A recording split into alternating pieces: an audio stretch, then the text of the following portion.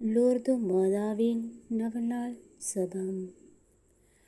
பிதாவாகிய சர்வேஸ்வரனால் தெரிந்து கொள்ளப்பட்ட தூய மணியே, பரிசுத்த ஆவியின் திரு ஆலயமே, பிதாவின் சுதனாகிய இயேசுவின் தாயே, பக்தியில் சிறந்த தூய பலிப்பீடமே, பாக்கியவதியான மகா கன்னிகையே, பரலோகத்தின் உன்னத வாசலே, பண்பின் ஒளியான விடியற்கால நட்சத்திரமே வாழ்க.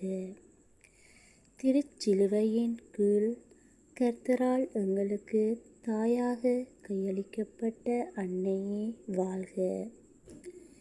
கேப்ரியேல் சம்மனசானவர் மங்கள வார்த்தை சொல்லிய போது தாழ்ச்சியுடன், கடவுளின் அடிமை, அவரது வார்த்தையின் படியே எனக்காக கடவது என்று உரைத்த கன்னிகையே வாழ்க.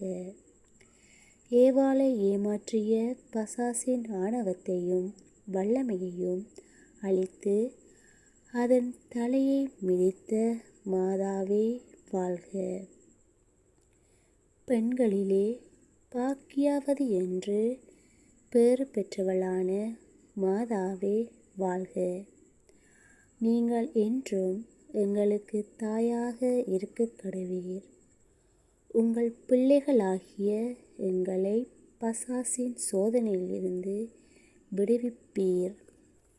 நீதியின் பாதையில் எங்களை வழி நடத்திச் செல்வீர். எங்களை பேரின்ப சமாதானத்தில் நிலைத்திருக்க வழி காட்டுவீர்.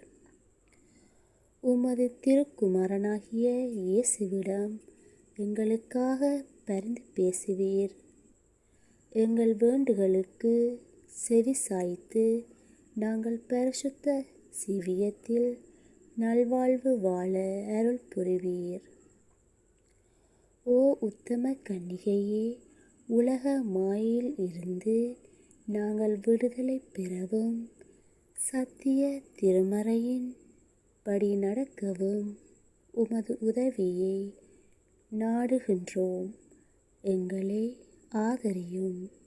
உமது திருக்குமாரன் போதித்த ஞான சத்தியங்களையும் கடைப்பிடிக்கவும், நீதியில் நிலைத்திருக்கவும், அவர் சிந்திய திரு இரத்தம் வீணாகாமல் இருக்கவும் எங்களை பாதுகாத்தருளும்படி மன்றாடுகின்றோம்.